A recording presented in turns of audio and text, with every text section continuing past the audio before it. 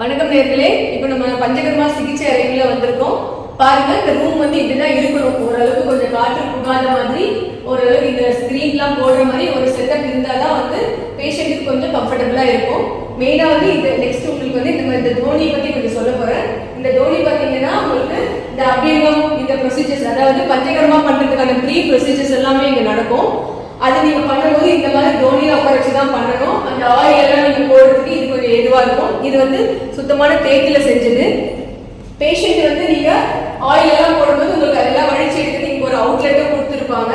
சரிங்களா?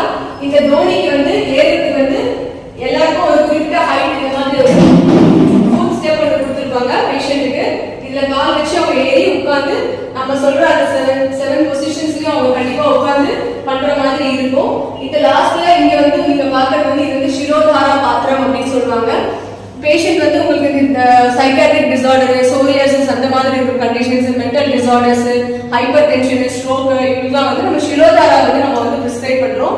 இதுல வந்து நம்ம ஆயில் ஊத்தி அவங்களுக்கு வந்து ஒரு ஸ்டிபுலேட்டட் டைம்ல வந்து உங்களுக்கு அது தலைக்கு வந்து ஃபோர்ஹெட்ல வந்து டிராப்ஸா விழுற மாதிரி நம்ம வந்து பண்ணலாம். அந்த மாதிரி நிறைய தெரபிஸ் இருக்கு. அந்த பேஷண்ட்டை பொறுத்து நம்ம வந்து டாக்டர் செலக்ட் பண்ணுவாங்க. ரெண்டாவது இது வந்து அந்த தாங்குற அந்த ஒரு ஸ்டாண்டு. இப்போ வந்து பேஷண்ட் வந்து அபியங்கம் எல்லாம் பண்ணி முடிக்கிறாங்க அப்படின்னும் போது நெக்ஸ்ட் நம்ம வரப்போற பிக்சர் அப்படின்னு சொல்லும்போது இந்த மாதிரி ஸ்டீம் அப்படின்றது வந்து ஃபர்மெண்டேஷன் பண்ண போற அந்த ஒரு ஸ்வேதன ப்ரொசீஜர். இது நம்ம எப்படி இருக்கும் அப்படின்னு நம்ம கண்டிப்பா பார்க்கணும். பேஷண்ட் வந்து ஆயில் மசாஜ் எல்லாம் பண்ணி முடிச்சுட்டு இதுல ஏறி இப்படி உட்கார வைக்கணும். பேஷண்ட்டை நம்ம தான் பேலன்ஸ் பண்ணணும். பேஷண்ட் உட்கார வரைக்கும் நம்ம வந்து அவங்கள வந்து பேலன்ஸ் விடக்கூடாது. உட்கார வச்சு பேஷண்ட் வந்து கம்ஃபர்டபுள் பண்ணிட்டு அதுக்கப்புறம் நம்ம இதை வந்து இப்படி க்ளோஸ் பண்ணிடுறோம்.